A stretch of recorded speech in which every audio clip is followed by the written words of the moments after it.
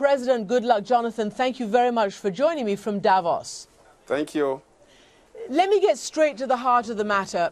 Today on Capitol Hill, Secretary of State Hillary Clinton is testifying about Libya and about militantism in the region. And she identified Boko Haram as the biggest threat to one of the most important countries, namely your own. Do you see Boko Haram as a major existential threat to Nigeria right now?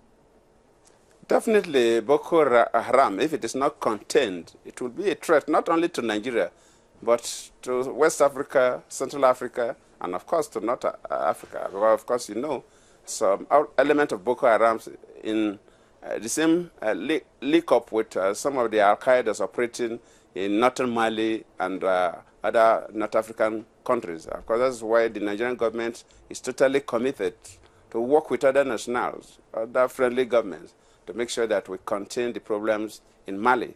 Because, as you rightly said, the issue of Libya tried to create more problems in the sub-region. Because when Gaddafi was dethroned and a number of fighters looted the weapons, these weapons enter the hands of non-state actors, and they are being used for criminal activities. We have seen what has happened. You mentioned Mali, you mentioned Algeria.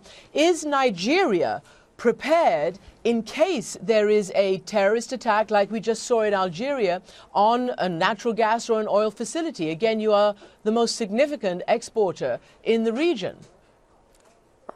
Yes, of course. What happened in Algeria is quite unfortunate. And that's why all the governments have been working day and night to make sure that we prevent such excesses. Do you believe that Boko Haram is just a security threat for you? Or, as some others believe, that it is also about resisting misrule and corruption, and that there needs to be a different or an additional way of dealing with it other than just military? No. Boko Haram is not as a result of misrule, definitely not. And sometimes people feel that it's a result of poverty, definitely not. Boko Haram is a local terror group, and we call on the rest of the world to work with us. Because now we are talking about Algeria, we are talking about northern Mali. And our belief is that if you allow terror to exist in any part of the world, it will not just affect that country or that state, but it will affect the rest of the globe. And we should not play politics with Boko Haram. Mr. President, the United States believes that the security forces in Nigeria are driving more people into the arms of Boko Haram. And one NGO at least is quoted as saying that by what they quote as indiscriminate security measures, heavy-handed crackdowns that round up thousands of people, whether they're civilians and children, people who've got nothing to do with Boko Haram.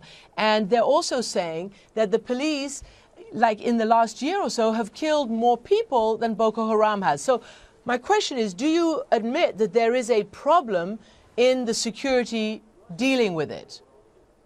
That is not correct. That is not correct. And I've said it severally. Those are insinuations by some interest group.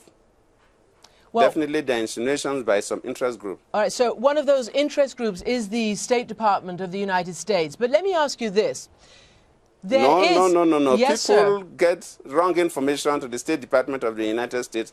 The State Department of the United States, they have the means of knowing the truth. They should try and filter the truth. Well, sir, let me just say... They should not just listen to some people who have access to them, but they have means of knowing the truth. All right. Well, the United States Assistant Secretary of State has said that the methods of the crackdown is inflaming the population and inflaming the situation. Let me move on to the issue of corruption. When I interviewed you 3 years ago now, in your first interview as you assumed power, you said that the main issues for the people of Nigeria are corruption and even electricity. Power you talked about. Well, today, those are still the same issues. Some 60% of the people of Nigeria don't have enough or regular power, regular electricity. There are constantly shortages and outages. 3 years later, what do you have to say about that?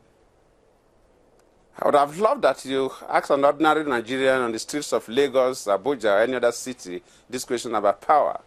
That is one area that Nigerians are quite pleased with the government, that our commitment to improve power is working.